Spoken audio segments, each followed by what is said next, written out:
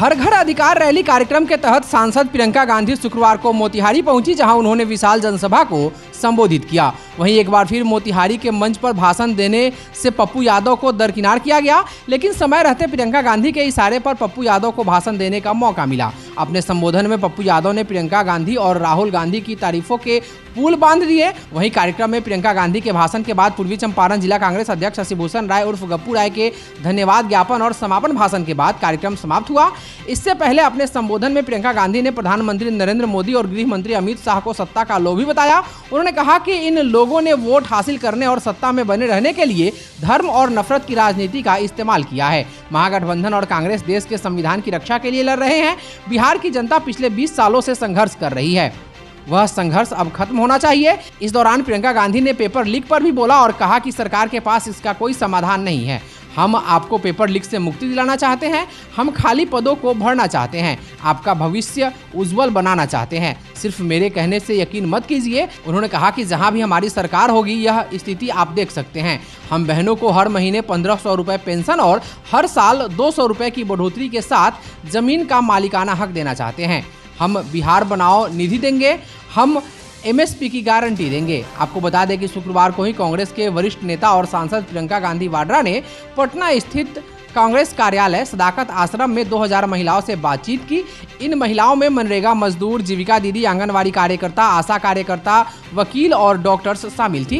प्रियंका गांधी वाड्रा ने महिलाओं से अपील की कि वे इस चुनाव में मुख्यमंत्री नीतीश कुमार और बीजेपी सरकार को हराएं। उन्होंने एनडीए सरकार की मुख्यमंत्री महिला रोजगार योजना पर भी हमला बोला और कहा कि ये सिर्फ वोट और चुनाव जीतने के लिए दिया जा रहा है, क्योंकि सरकार को पता है कि आपके बिना चुनाव नहीं जीता जा सकता।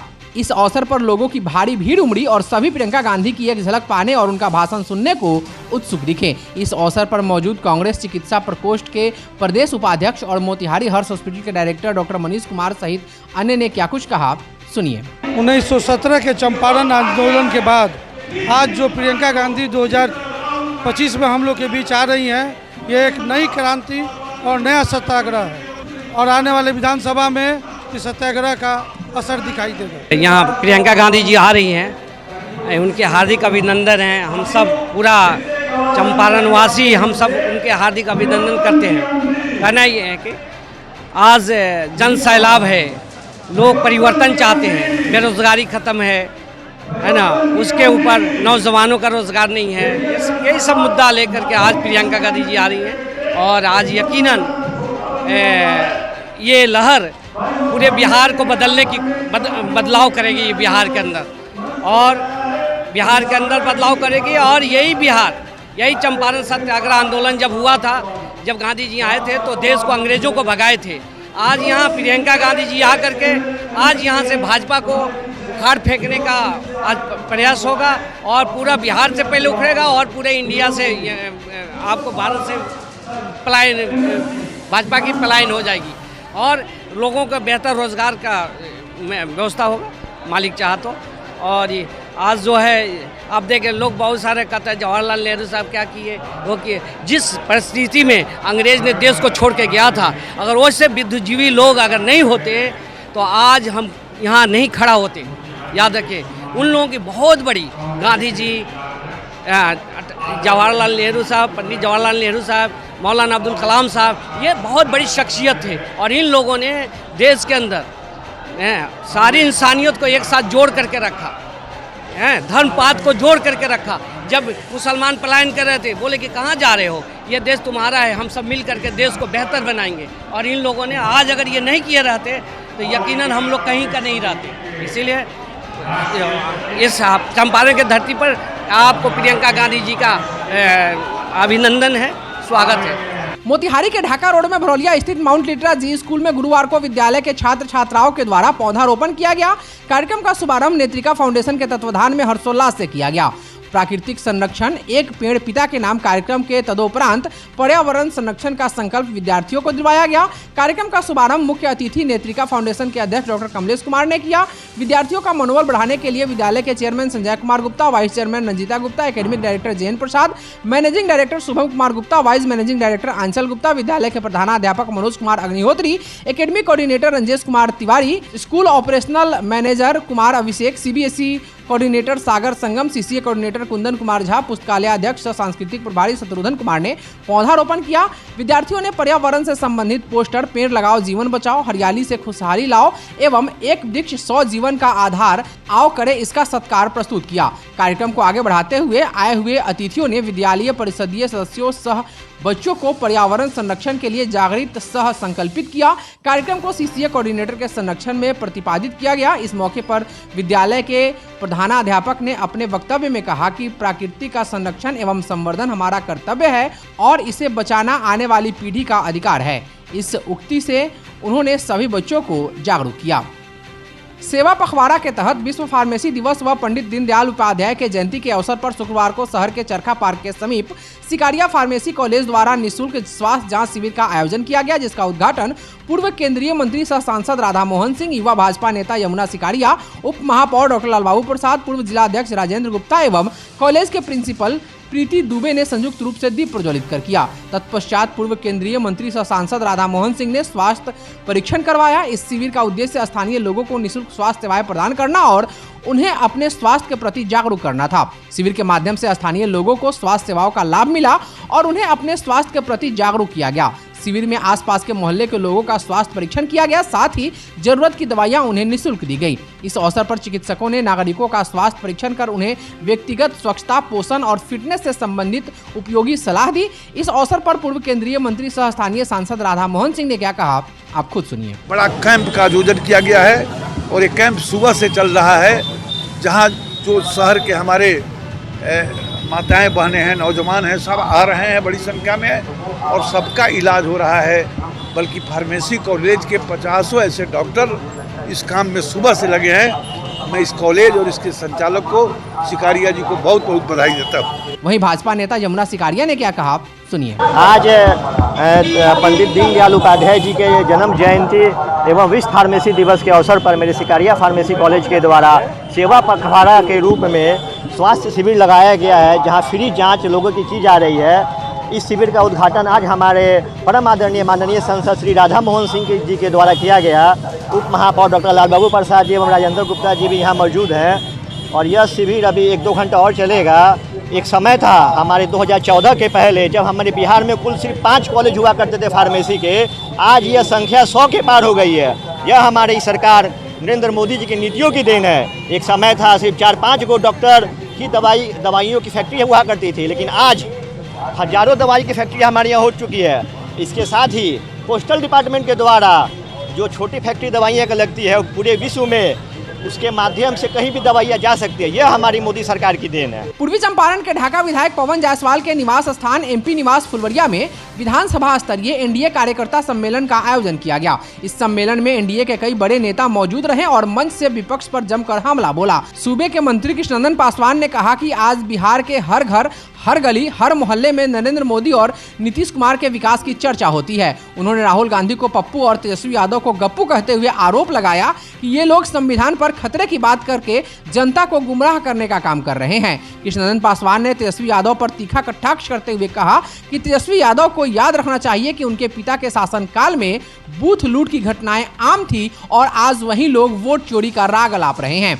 उन्होंने तेजस्वी यादव को मुंगेरी लाल बताते हुए कहा कि मुख्यमंत्री बनने का उनका सपना कभी पूरा नहीं होगा। वहीं मंत्री मोतीलाल प्रसाद ने कहा कि बिहार में एनडीए की सरकार लंबी तपस्या और संघर्ष के बाद बनी है।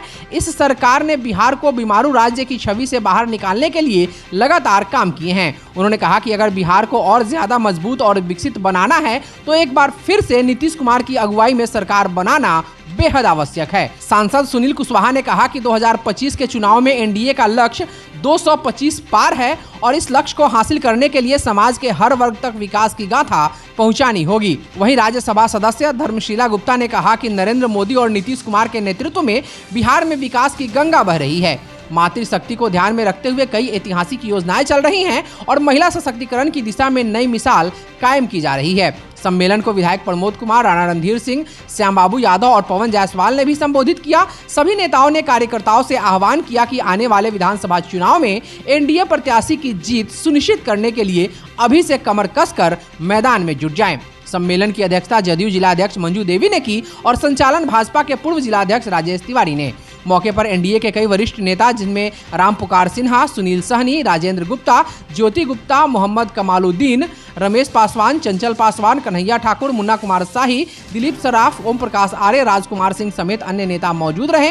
पूरे कार्यक्रम के दौरान कार्यकर्ताओं का जोश देखते ही बन रहा था और एनडीए के नेताओं के भाषण ने चुनावी माहौल को और गरमा दिया। ढाका विधानसभा का एनडीए कार्यकर्ता सम्मेलन और कार्यकर्ता सम्मेलन में कार्यकर्ताओं का जोश जुनून जो देखने को मिल रहा है, इसे स्पष्ट हो रहा है कि इस विधानसभा क्षेत्र से फिर तीसरी या चौथी बार पवन जायसवाल का जीतना तय है और इसी तरह करके पूरे बिहार में एनडीए कार्यकर्ता सम्मेलन हो रहे हैं और हम कह सकते हैं आप लोगों को कि फिर से 225 से सीटें ज़्यादा जीतकर एनडीए गठबंधन की बिहार में सरकार बनेगी और फिर से नीतीश कुमार जी मुख्यमंत्री। देखिए, एनडीए का ढाका विधानसभा का सम्मेलन है। सभी हमारे नेतागण आए हैं, उनको हृदय से धन्यवाद देते हैं। सभी कार्यकर्ताओं को धन्यवाद देते हैं कि आज काफ़ी संख्या में लोगों ने कार्यक्रम में भाग लिया। मुझे एक दिन का मौका मिला, परसों रात में हमको कार्यक्रम करने की जानकारी मिली और एक दिन कल तैयारी का समय था और वो भी पटना बैठक हो गई, चले गए। फिर भी कार्यकर्ताओं को धन्यवाद है कि केवल वॉइस कॉल पर इतनी संख्या में एनडीए के कार्यकर्तागण नेतागण अपनी पूरी ताकत को दिखाने का काम किया। इसके लिए सभी लोगों को हृदय से धन्यवाद है।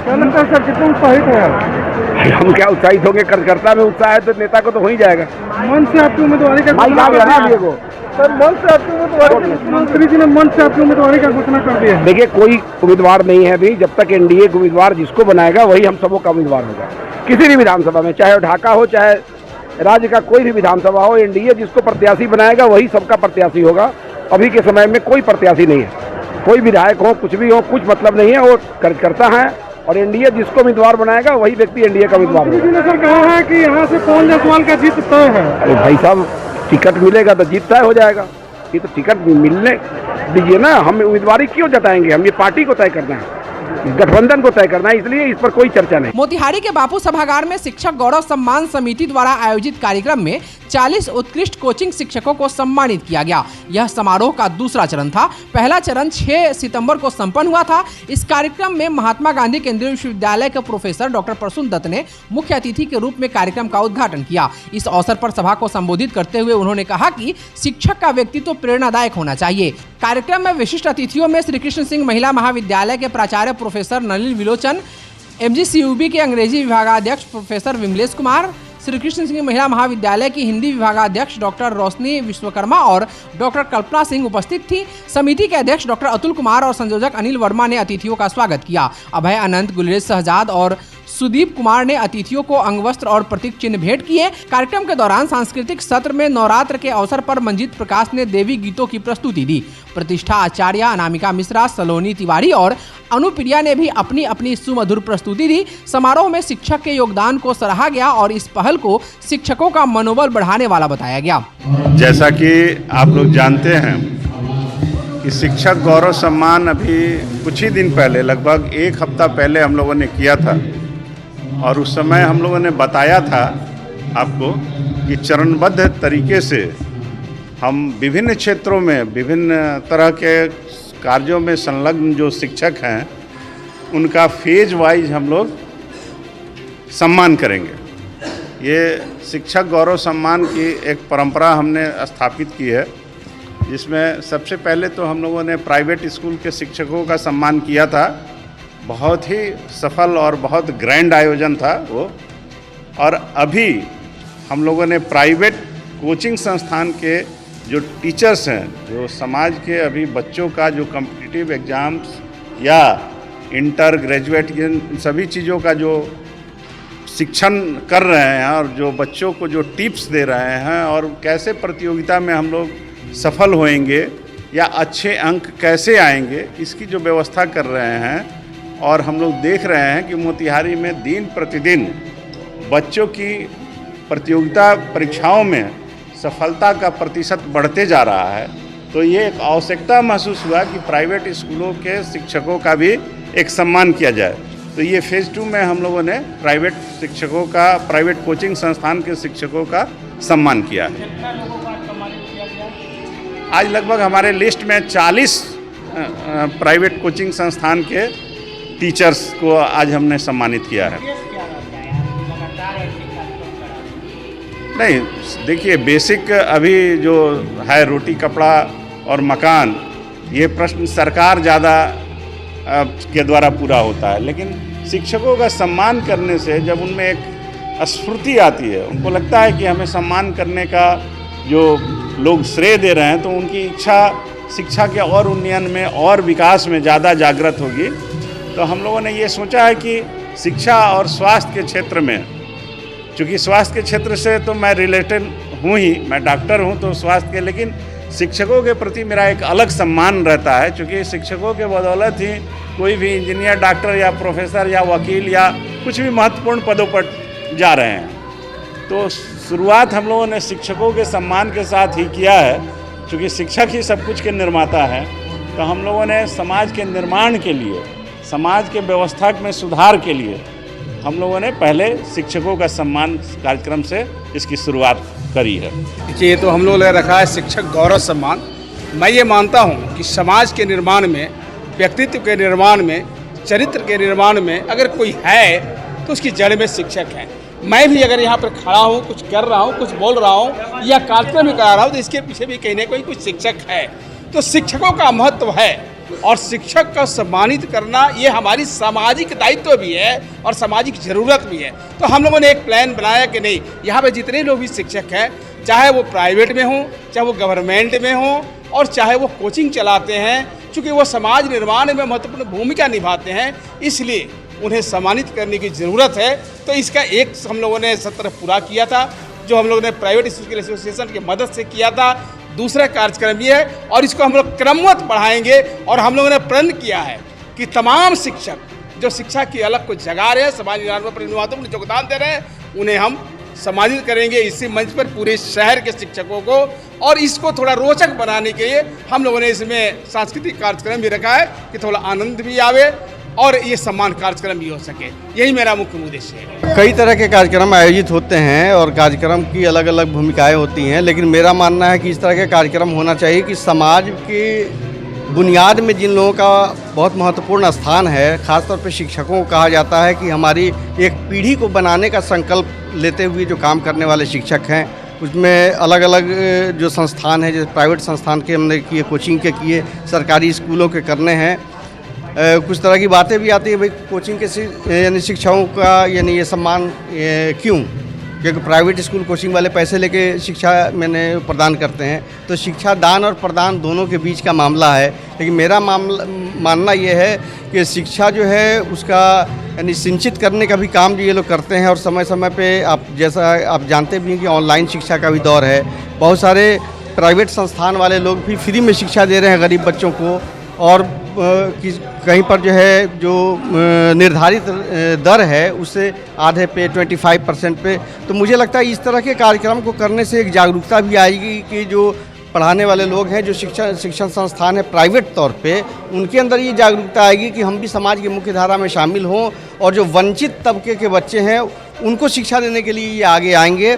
मेरा निश्चित तौर पे ये विश्वास है कि आने वाले समय में जो पढ़ने के लायक नहीं है, पैसा नहीं दे सकते हैं, वैसे बच्चों को भी ये शिक्षा देने के लिए आगे आएंगे।